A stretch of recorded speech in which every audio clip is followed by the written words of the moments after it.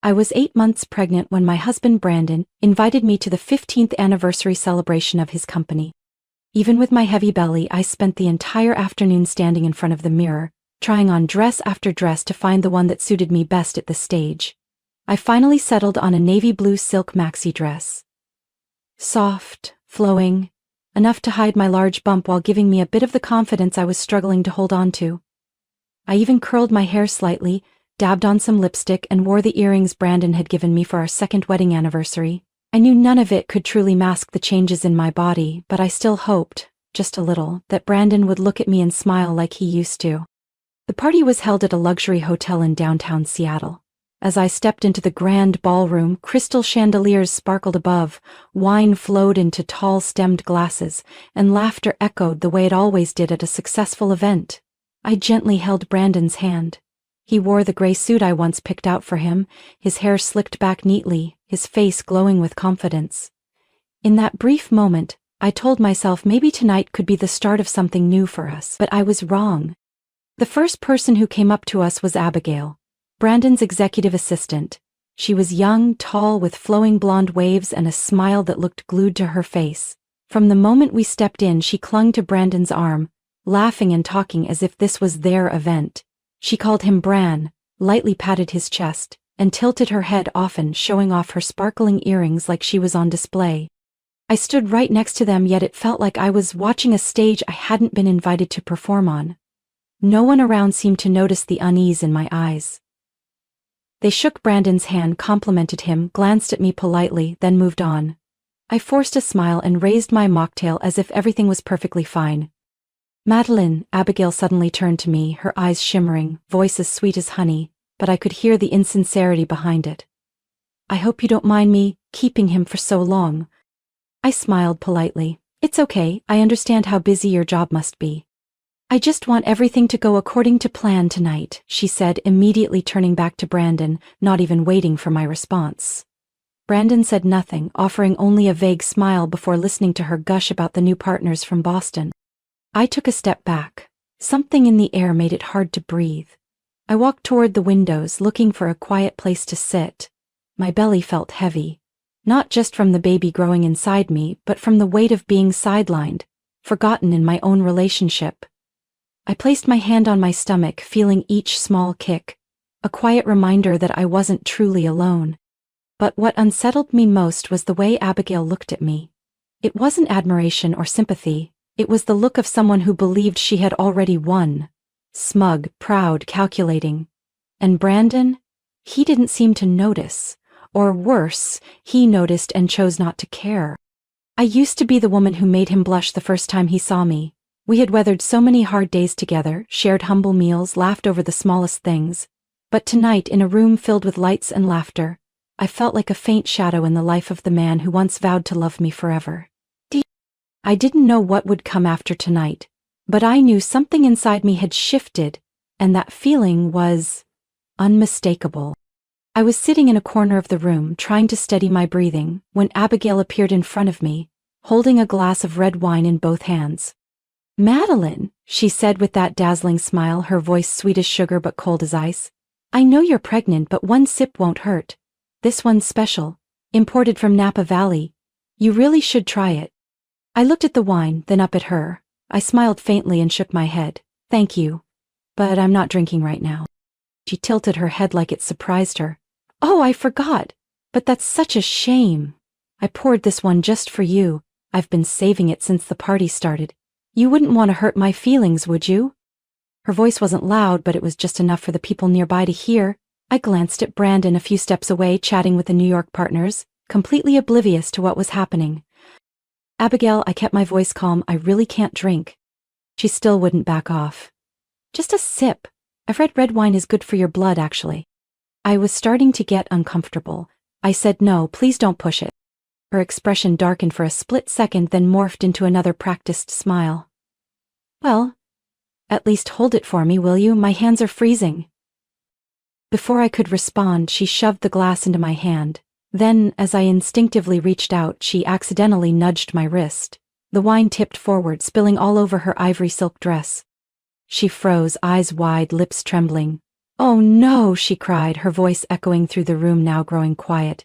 "This dress was a birthday gift from my mother. It's custom made from Paris. How could you?" I was stunned. Every eye in the room turned to me. Whispers started rippling. Before I could say a word, Abigail began sobbing, loud dramatic sobs, then ran from the room like a child who'd lost her favorite toy. I just stood there, still holding the bottom half of the glass, wine dripping onto the carpet. The air grew thick and stifling. A nearby woman shook her head at me. Someone whispered, "Who spills wine on someone else at a party like this?" I turned to Brandon, hoping he'd step in, tell everyone it was an accident, that I didn't mean it. But he just stood there, expression unreadable, then turned away.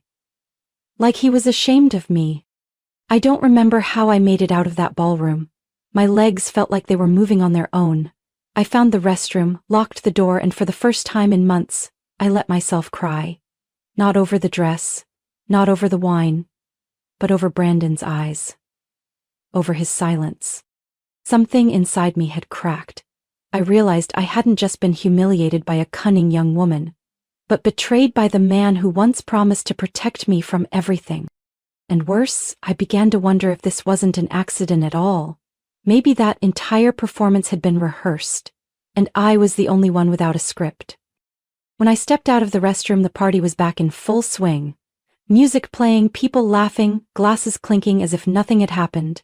But I knew better.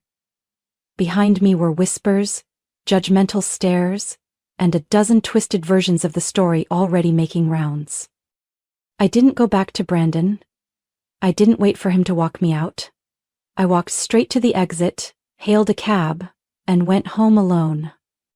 That night I lay on the living room couch, hand resting on my belly. The baby was still moving, reminding me that I couldn't afford to be weak, but for the first time I felt unbearably alone in my own home.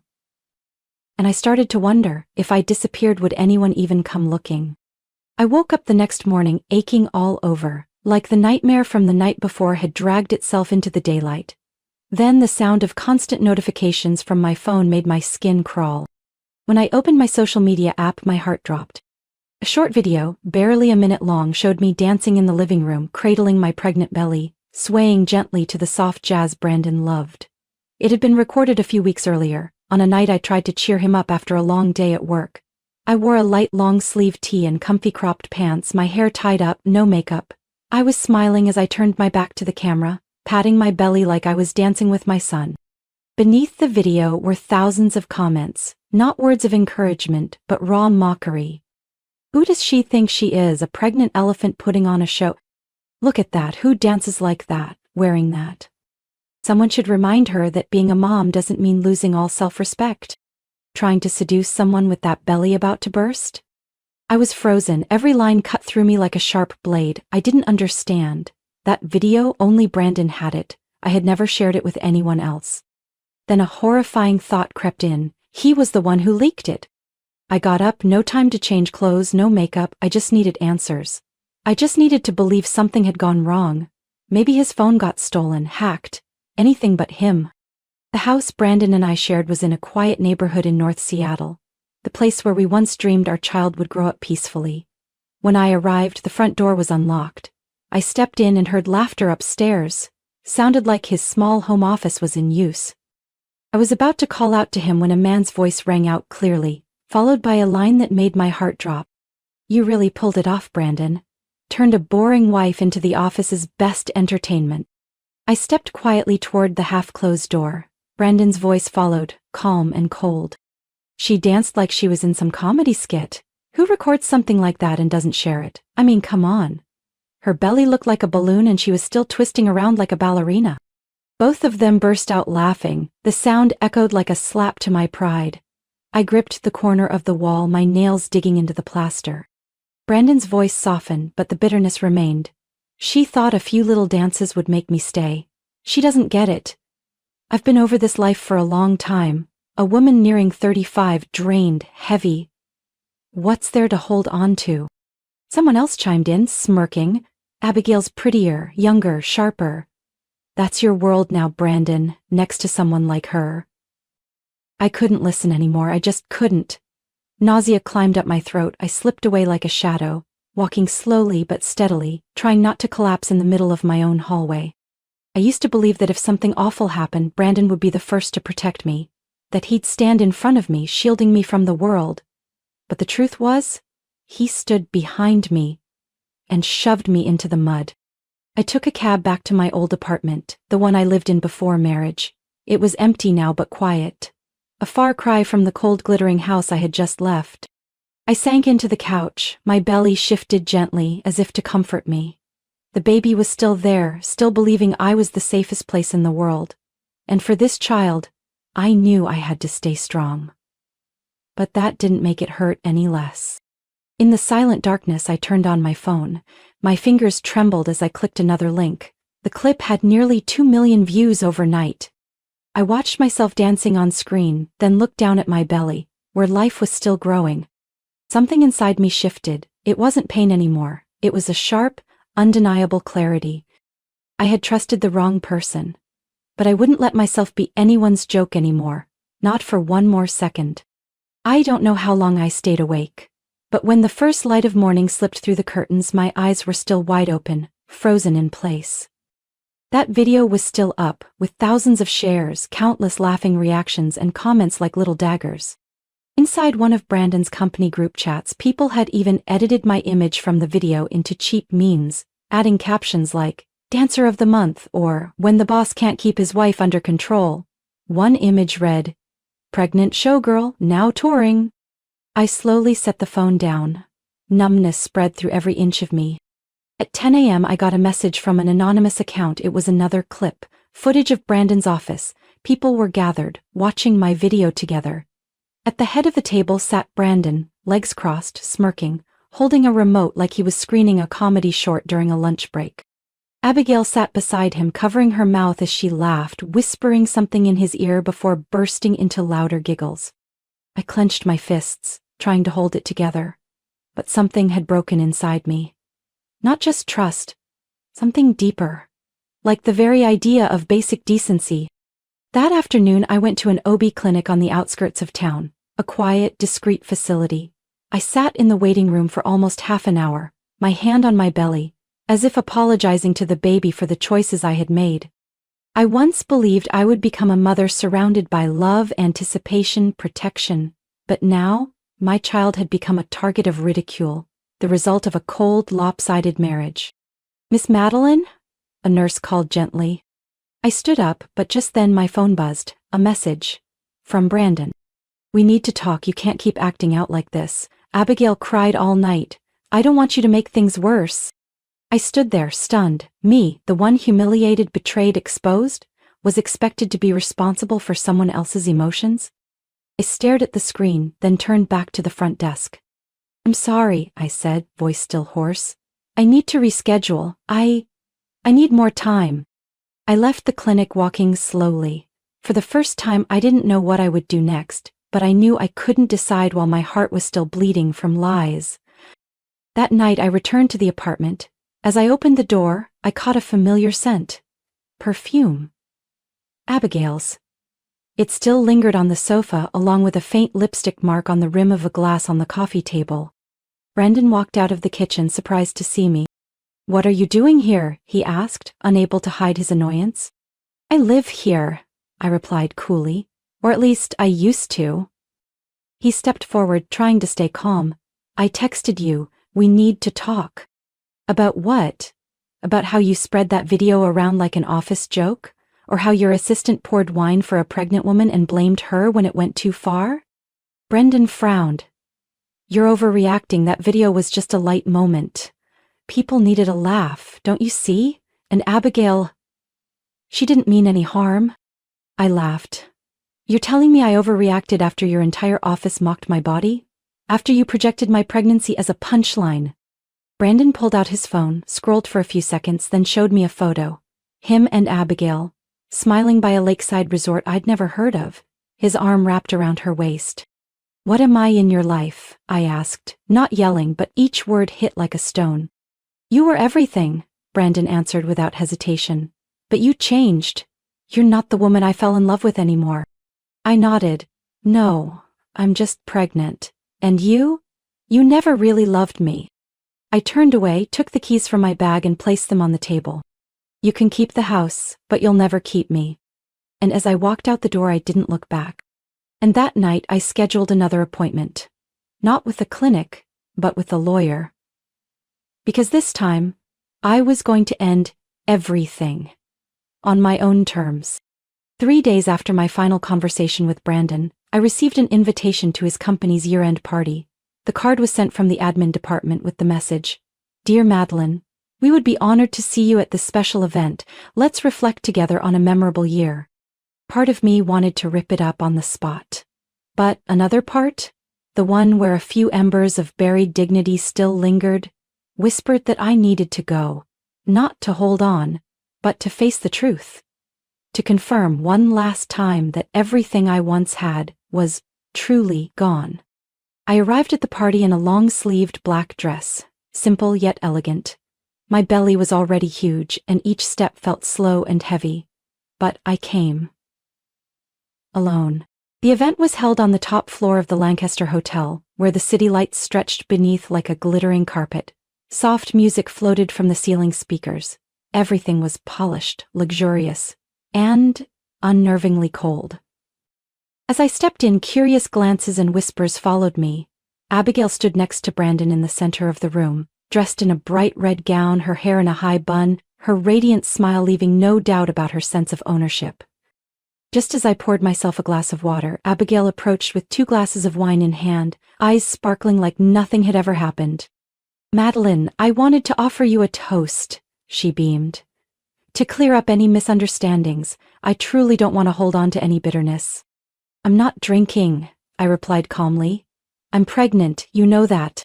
"Oh, just one sip, ha ha ha." "Didn't you dance in that video? One little sip won't hurt," she said loudly, loud enough for everyone nearby to hear. Some people laughed. Brandon stood behind her, silent. I set my glass down and tried to walk away, but suddenly a senior employee blocked my path, smirking. "Madeline, I heard you used to be a dancer? The whole room's curious for a live performance." I froze, unable to believe what I had just heard. But before I could respond, the lights went out, and a single spotlight turned on, pointed straight at me. Then came the music. That music. The same tune from the video that had been leaked. I turned to Brandon. He still stood there, hands in his pockets, face blank like none of this concerned him. "This is too much," I said, my voice trembling. "Come on," someone behind me laughed. "We're just celebrating the company's most viral moment." I stepped back, my heart was pounding. The baby moved inside me, as if sensing my anxiety. "Stop it," I growled. "I'm not your entertainment." At that moment, a hand spun me around. "Abigail, oh come on, you used to dance so well. One more time, let everyone enjoy it." I pushed her away. Her wine glass flew out of her hand, spilling all over my dress and the floor. A few people screamed, then laughter followed. My vision blurred, I staggered back, and then a sharp pain hit my abdomen. My legs buckled, a warm fluid rushed between my thighs, quickly pooling on the polished marble floor. I screamed in panic. "Brandon, I'm going into labor. Please take me to the hospital." Brandon stepped forward, frowning. "Cut it out, Madeline. Are you really pulling this stunt now? Trying to steal attention again?" "No," I cried. "My water just broke. The baby—" But he just sighed and turned away. "Someone get her out of here. Don't ruin the party." I lay there, shaking. No one came, no one called for help. Nearly 2 hours later, a night janitor found me unconscious in a downstairs restroom. My face was pale, lips bluish. Panicked, they called an ambulance and rode with me to the hospital. When I woke up, it was morning. The nurse avoided my eyes. The doctor spoke softly, like he was afraid I'd collapse right then and there. "We did everything we could, but we were too late." I didn't scream. I didn't cry. I just stared at the stark white ceiling, listened to the soft hum of the air conditioner like a tragic lullaby, and closed my eyes. Something inside me had died. And there was no one to blame but the man who once vowed to protect me forever. I left the hospital on a freezing early morning, the streets still cloaked in fog. No announcements, no goodbyes. I left behind only a discharge slip and an empty hospital ID bracelet removed from my wrist the night before. No one knew where I went, no one cared.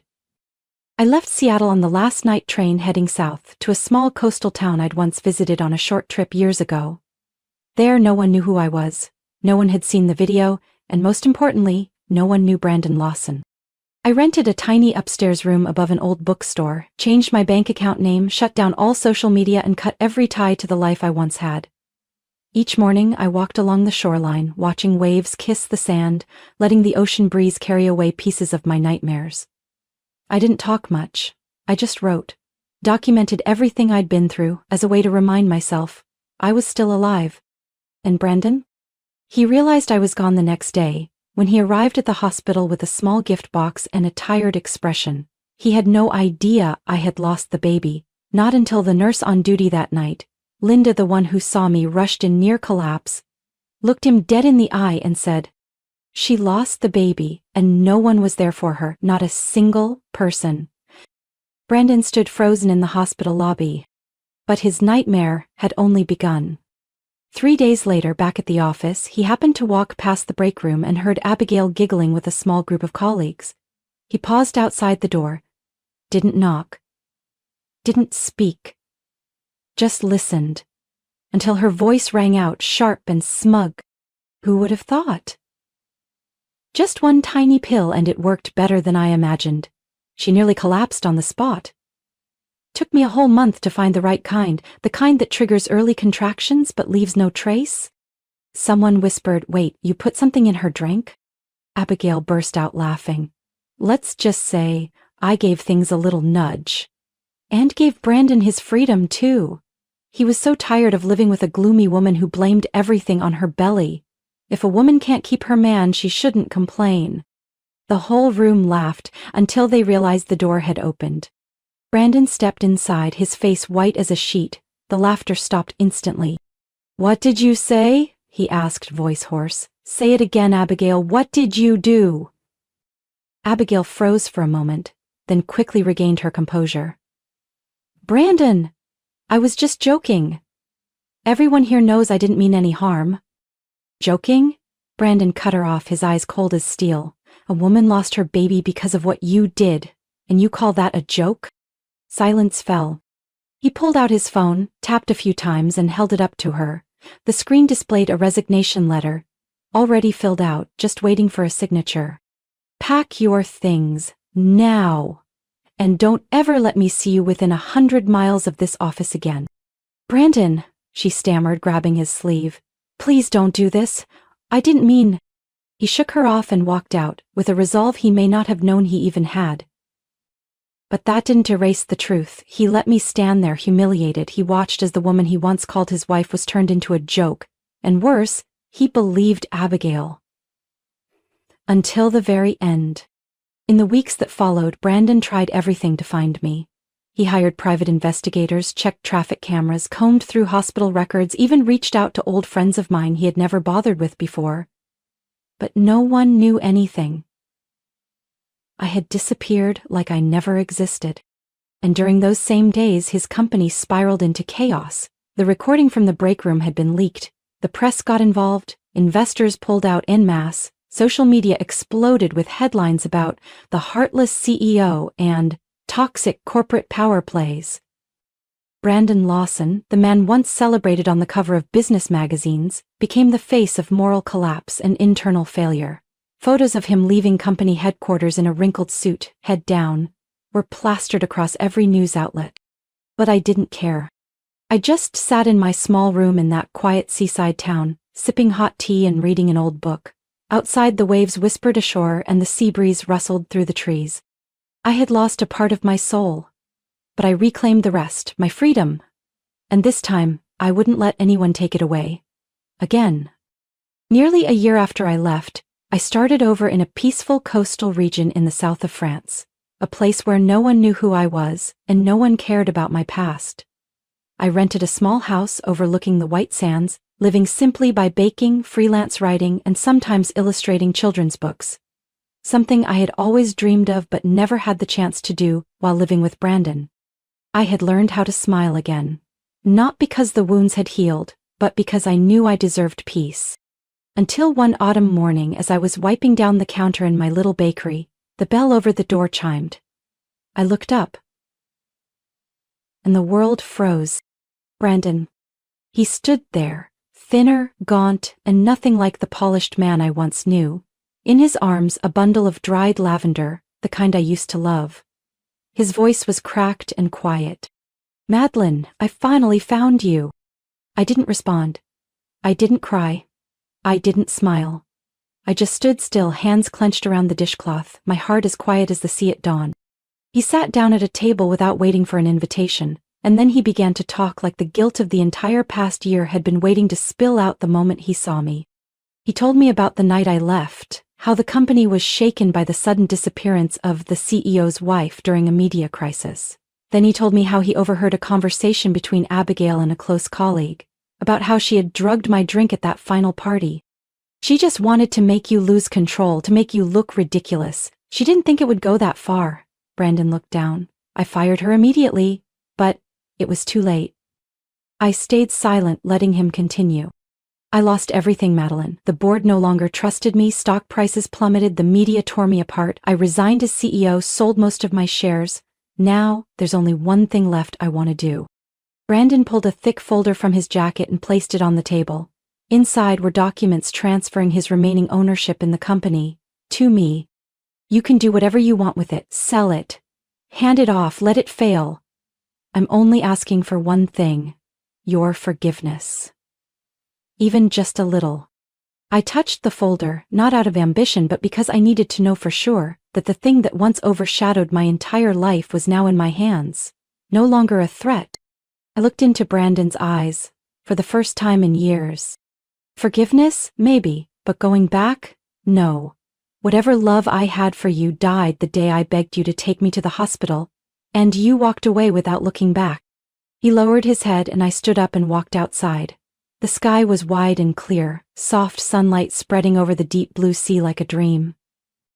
I turned back and spoke softly, barely more than a breeze. "I'm not coming back. I don't need the company, or that past. I just hope this ends in peace for both of us." And then I walked away, every step severing another thread that had once bound me to pain.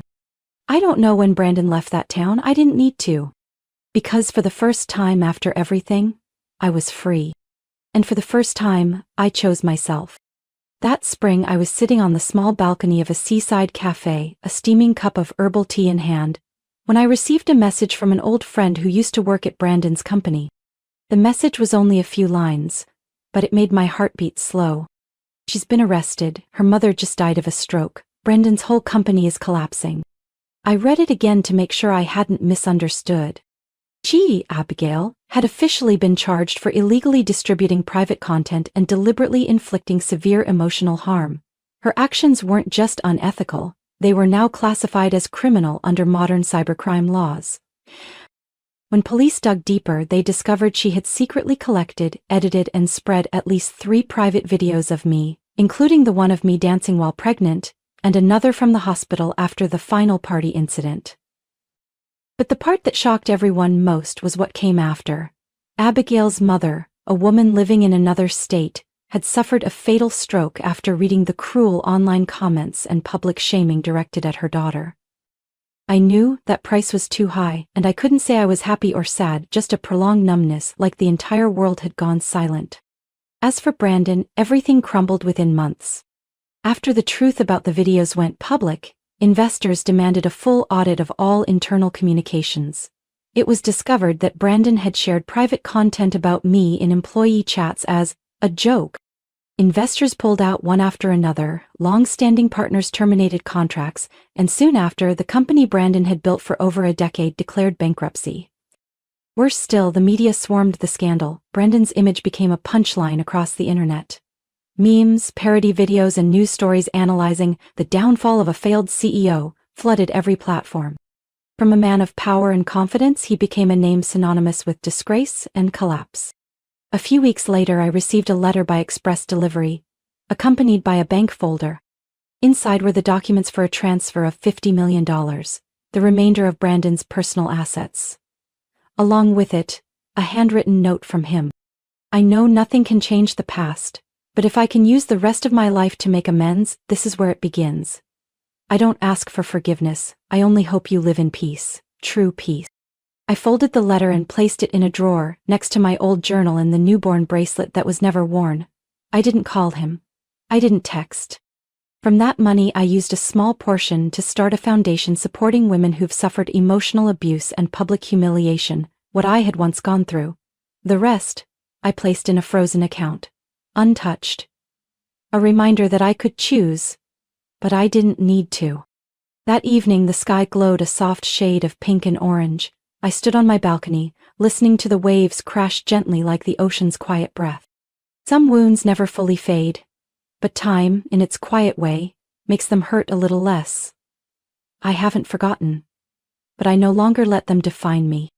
My little café rests at the end of a cobbled alleyway in Provence, southern France. Its name is Rain. Simple, soft, like a melancholy melody I carried through life, now turned into a haven for souls needing healing. I am no longer Madeline Lawson. Around here everyone calls me Rain, the name I chose for myself as a form of rebirth. I repainted the café by hand, creamy white walls with hanging bundles of dried lavender, modest wooden tables, hand-painted mugs, and the scent of warm almond pastries each morning made it a familiar stop for strangers, and for me.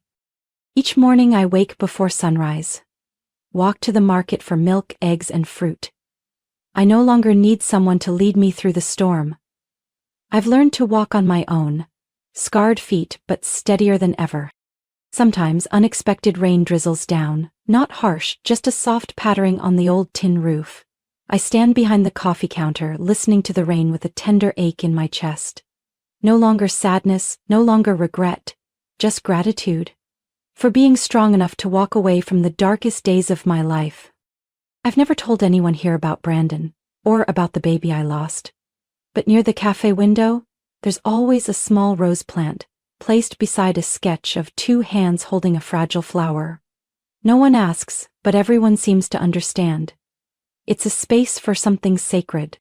One day, a regular customer, an elderly Italian man who lives alone at the end of the street, said to me, "Rain, we don't need to forget our pain, we just need to learn how to live with it without letting it consume us." I smiled, knowing he was right. That $50 million Brandon sent? I didn't touch it. I transferred all of it into a fund supporting women who've suffered abuse and pregnancy loss. I don't need his money. What I needed I created myself. Peace, freedom, and pride. In the end, Brandon disappeared from my life like a summer storm, fast, violent, and leaving only ruin behind. He tried a few more times to find me, but he never found anyone named Madeline again. That woman died the night she lost her unborn child in the rain. Now, I am Rain. I live not for anyone else but for myself. And every morning, when sunlight pours through the window and glows on my chamomile tea, I smile. A real smile. I've walked through hell. And I came back, not just alive but brighter than ever. Madeline's story is a painful yet deeply inspiring journey of betrayal, loss, and rebirth. From a woman humiliated by her husband, manipulated, and left to grieve her unborn child alone, she rose again, choosing to walk away and rebuild her life. Though pain never truly vanishes, Madeline found peace within herself, something no money, status, or false marriage could ever give her. She is living proof that being true, free, and resilient is the greatest victory of all. What do you think about Madeline's journey? Did she make the right choice in walking away to rediscover herself? Share your thoughts below, and don't forget to follow the channel for more emotional, powerful stories about life and family.